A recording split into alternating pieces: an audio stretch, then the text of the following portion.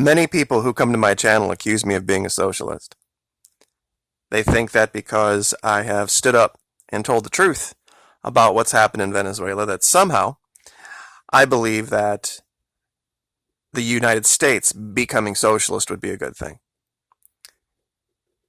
It's clearly the opposite. What I'm alleging is that the United States of America is far more socialist than Venezuela has ever been.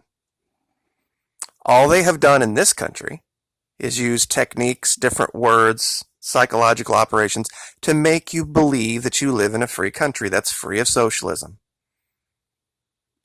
I'm going to show you today something that's going to blow your mind. Something that's going to make you go, wow, compared to the United States, Venezuela is a free and open market society.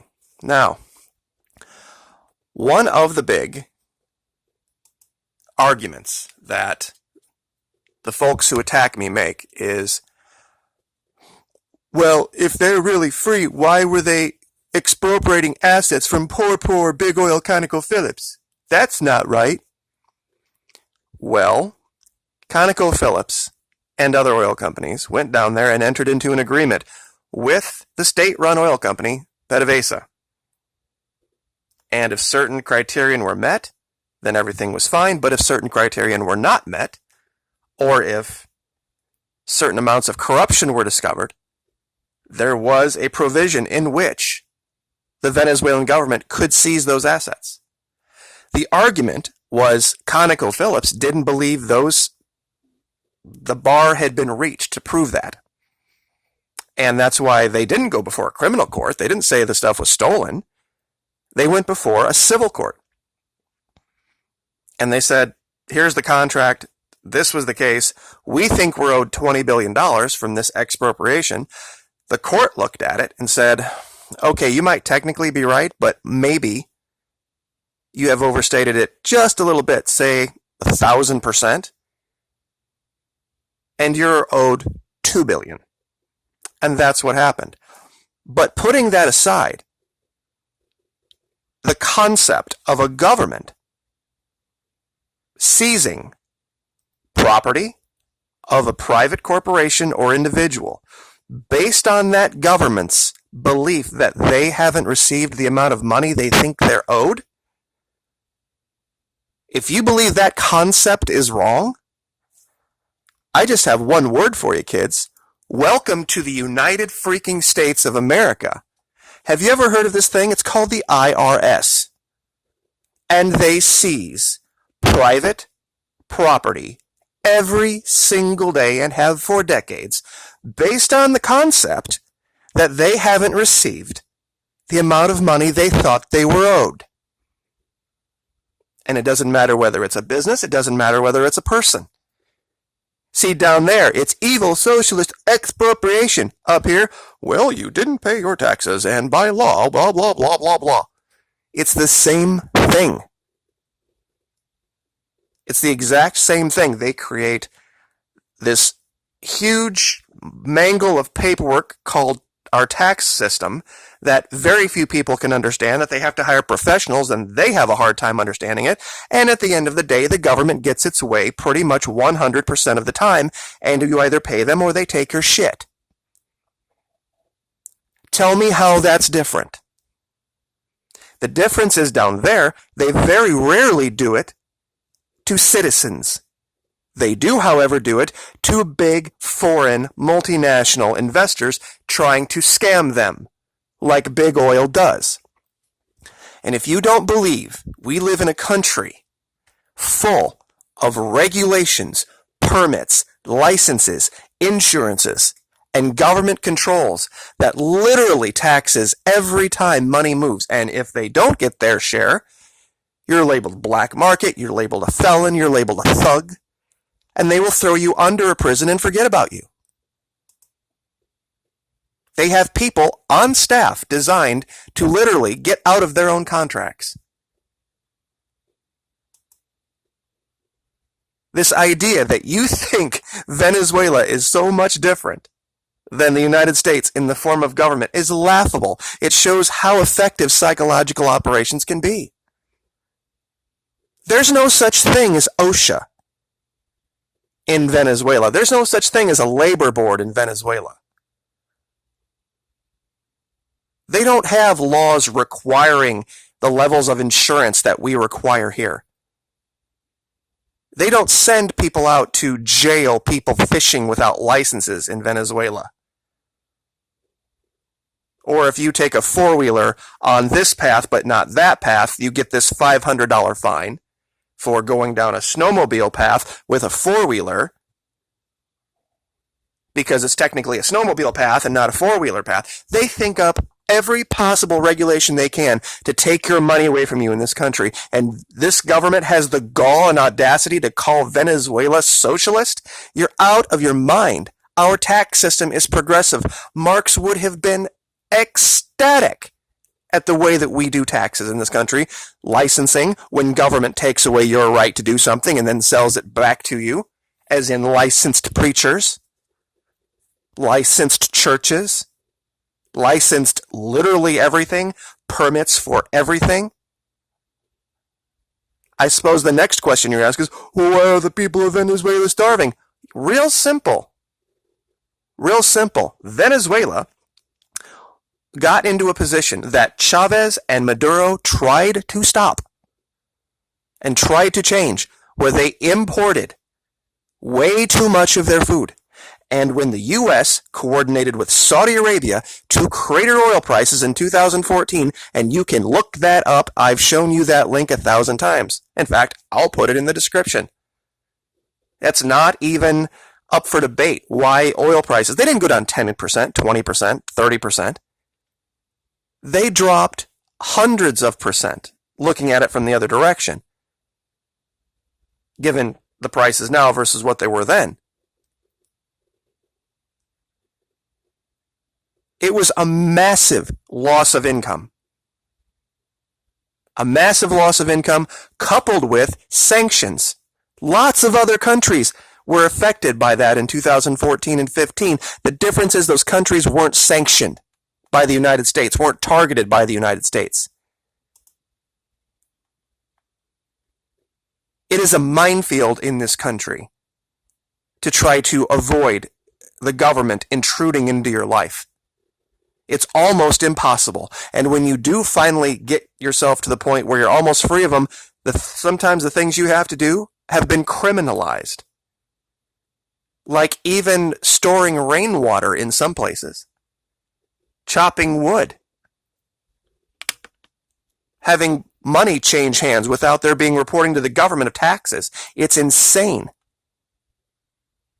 And you think Venezuela's socialist, you think they're evil. Literally, when in the last meeting their leader had with what they called our campesinos, which is basically farmers, he dedicated his government to the devolution, the pushing away from the idea of top-down bourgeoisie-controlled government, meaning here in this country we have a Senate and a House full of millionaires and billionaires that control everything. And we think we have some kind of free republic. We think we have some kind of free market system that the government doesn't control. It's stupid that you believe that. Still to this day, with everything that goes out on YouTube and everything people talking about this, because it's used, they use different terms to describe what's happening in Venezuela. You think somehow they're evil dictators and what we have is constitutional free republic, blah, blah, blah, blah, blah. This is PSYOPs. This is how it works.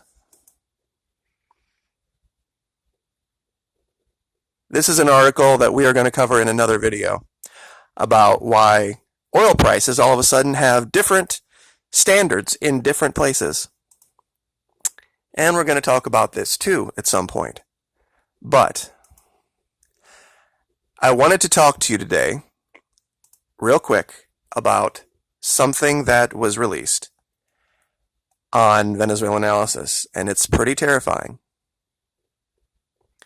You see, I've been looking into this issue with Brazil, and I think this is where it's going to start. I did think Colombia for a long time, and I should have been paying better attention to Brazil. This guy Jair Bolsonaro, this crazy nutjob right-wing dictator,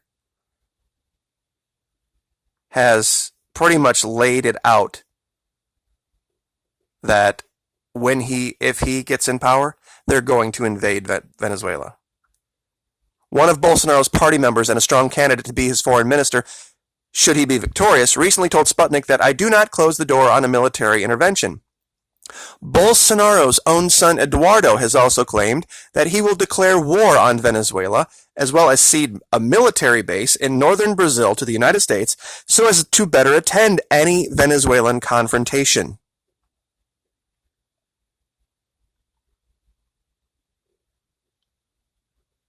So, the reason I bring that up, if things fall apart,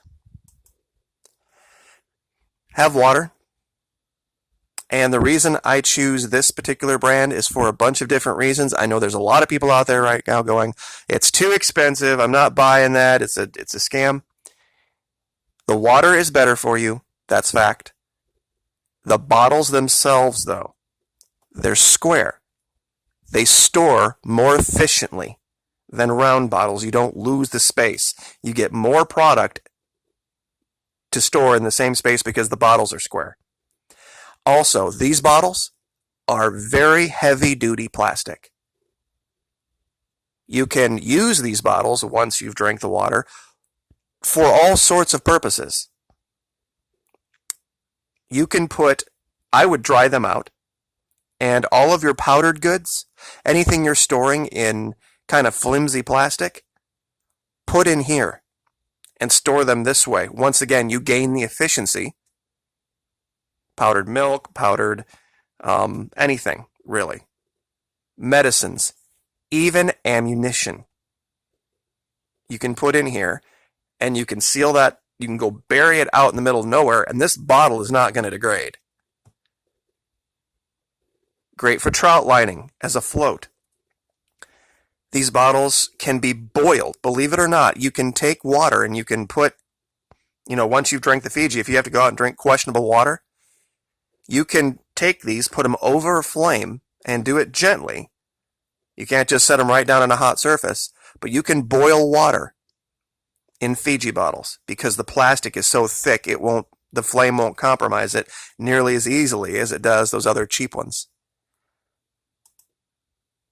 And as you can see here, this demonstrates the storage. Also, get yourself one of these where it's basically a blade, and you can take bottles that you don't need for storage, and you can cut them down into strips. And this stuff is the best tying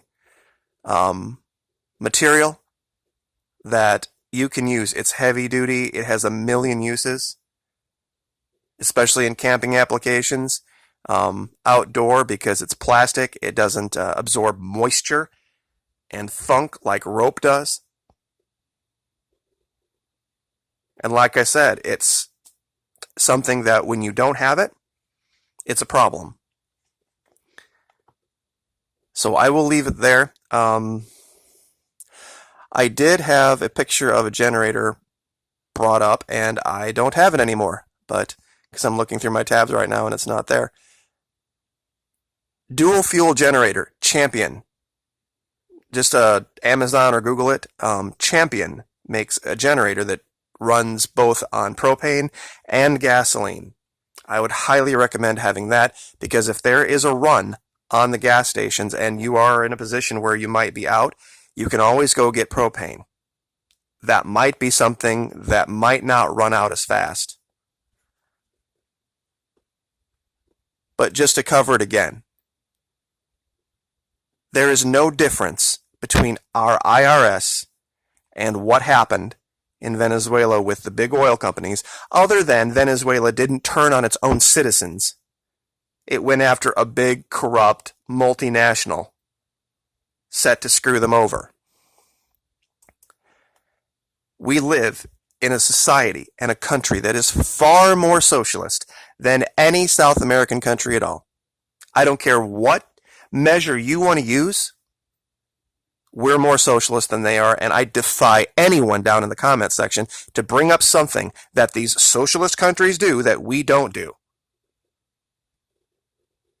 They might have a different name for it than we do, but it's the same thing on the ground.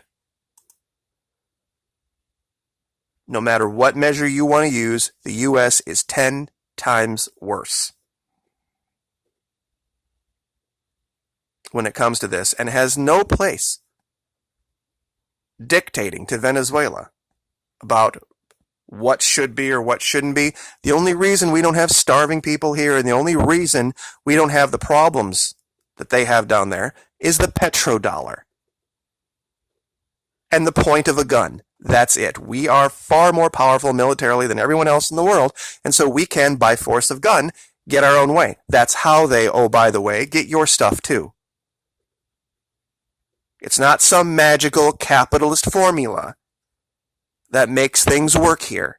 It's the point of a gun, it is might makes right, and it is the petrodollar. Because there's far more socialism here than there is down there, bar none, far more corruption in government up here than there is down there. I don't care what measure you want to use. I'll leave it there. Like, share, subscribe. Thank you so much for your support, and I will see you next time. Thank you.